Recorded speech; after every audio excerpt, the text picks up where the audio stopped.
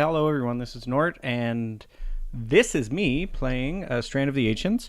Now, this is one of the rare occasions that you'll actually see me PvP. I actually do more PvPing right now than anything. I don't regularly raid with a guild or anything, so I decided to have my stab at PvP since I'm in all PvP gear. I'm in, I think, season 12 gear. It's not the newest one though, and it's not the conquest one either. I am in no means an elitist at PvPing, but I am going to talk to you about how to offensively PvP as a resto druid. So Strand of the Ancients, we're defending first. As a resto druid, I mean, you're obviously going to be healing. Make sure your resilience is up. Don't go in with PvE gear. And if you only have PvE gear, then PvP until you can get some. Or if your goal is to PvP, then to use your justice points towards honor. So, yes, they're attacking first. Obviously, I'm Horde because it wouldn't be anything else, because I wouldn't disgrace myself like that. Anyways, the most important thing about Strand of the Ancients, one, you got to call things out completely because you have to know where they're going. Like, they're going to green right now, and I'm at blue. So obviously don't stick around. And being offensive, there's a few things that you should know, and I don't mean swearing. Now, especially when you're dealing with siege engines, things like that, you can CC them. So entangle roots, mass entangle, Cyclone doesn't work on them. Neither does Ursol's Vortex. Make sure you're using entangle, and you'll see later in this video why and how that works. So here they're just attacking, and I went over to heal, and we actually beat them off, even though there's like 6 of them. And yes, I just said that we beat them off. So yeah, here I am healing. I think there's another healer there with me. There's a paladin. Nope, oh no, there's a priest.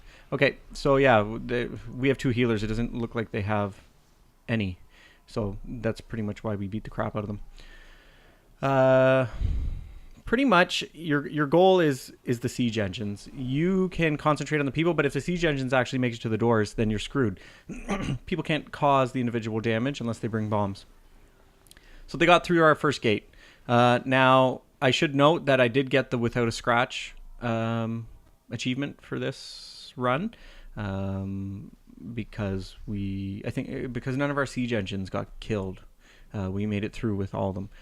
You'll see in a sec. They don't get to the last. They get through the yellow door. They get through the last chamber, but they don't actually make it to the relic. Whereas we just steamroll through them. So here you're going to see me use Displacer Beast. If anybody is going to be a resto druid and you're going to PvP, Displacer Beast is absolutely needed. See right there, and it throws you 20 yards forward. You go into cat form, so you can sprint out real quick, and you can just get out of the way. It's one of the best evasive maneuvers that a resto druid can have, especially in a PvP environment. In PvE, it's a little bit different because, I mean, there I died, but if you're dying in a PvE environment, it usually has something to do with the tank or something like that, or aggro. It really doesn't usually have much to do with you needing Displacer Beast and moving, because you should be able to move manually with just running. So that and mass entangle. Mass entangle is useful. It's like an oh shit button, because if you do mass entangle and Displacer Beast out, you're pretty far ahead of them on foot, and you can dash on top of it, and I'm sure you can make a nice macro that did it very well. So they've gotten through the first gate still. We're having some big fights here. And the other thing is Nature's Wrath, and just because if a lot of melee is coming after you, like they are to me right there, no, I don't use it. I will use Displacer Beast in a sec, though, I think, and Mass Entangle there, and yeah, you can get out of things pretty quick. I think I die again here. Yep, there it is. And I think that's the last time I die, though. Oh, yeah.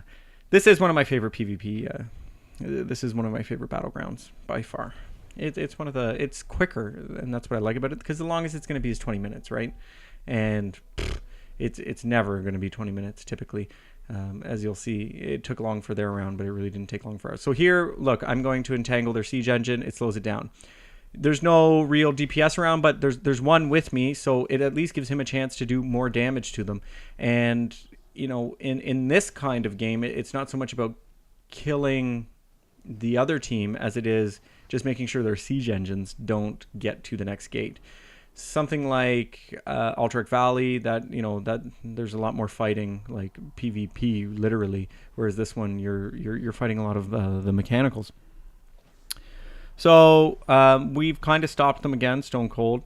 Another tip for this battleground though is just because you're all fighting in one area, do not forget to check the other side. Although getting high stats, you know, highest heals, highest damage is great. If you're not like being useful, then that doesn't really matter. And I mean, I know someone can say, well, hey Nort, what do you mean not being useful? I did the most damage and I healed the most. Yeah, that's great if you did that. Like that's awesome.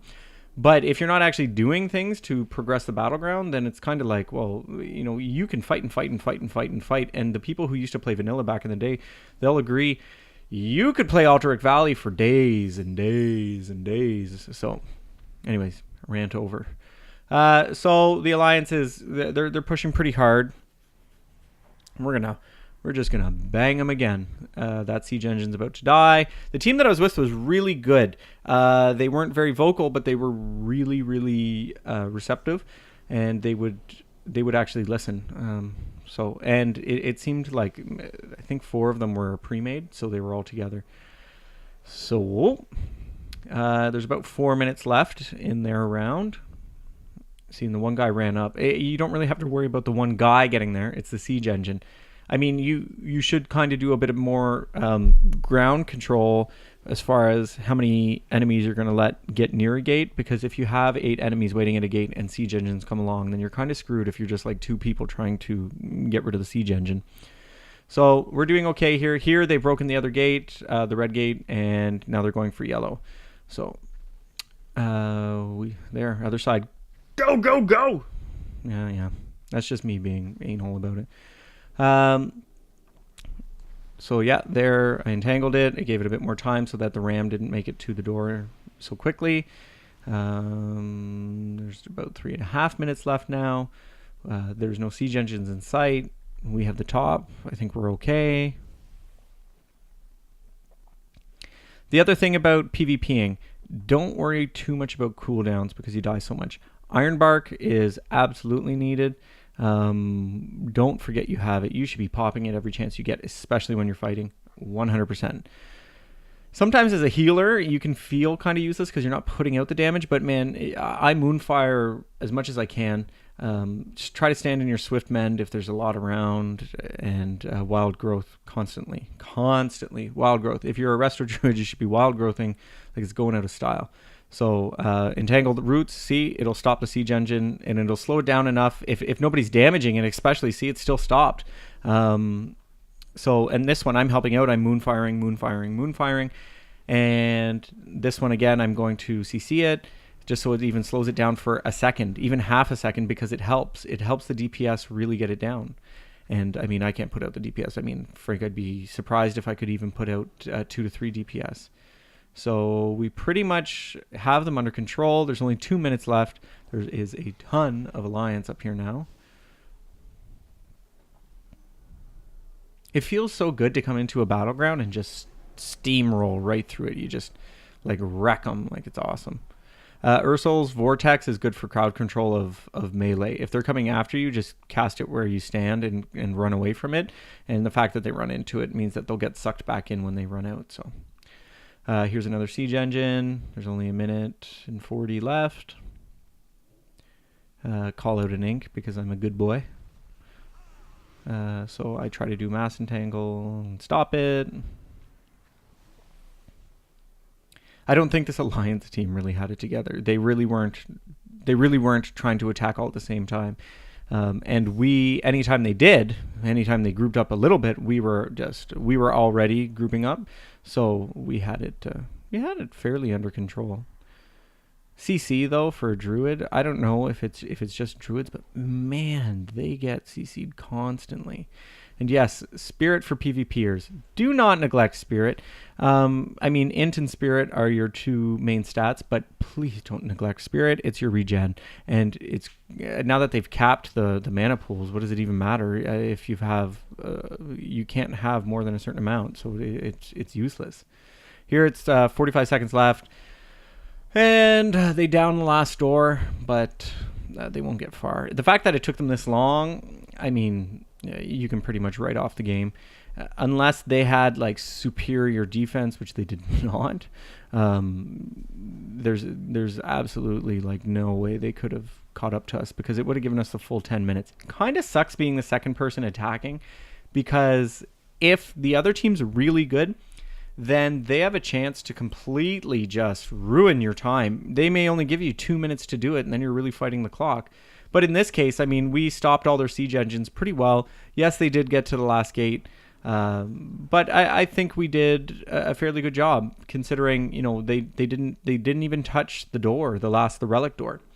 So here we start, and as a healer, when you're attacking in a battleground like this, my advice would straight up be to grab one of the siege engines.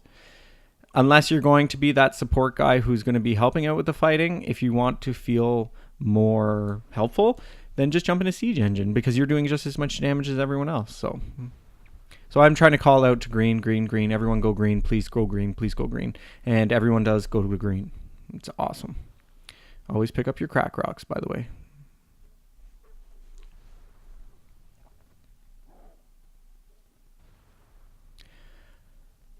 I mean, and as far as speccing, you don't really have much to do anymore. Now, the way that WoW is built, there's very few choices you can make. My choices, though, mass entanglement and displacer beast. 100% get those. Ursol's Vortex really helps, but those two for PvP, an absolute must.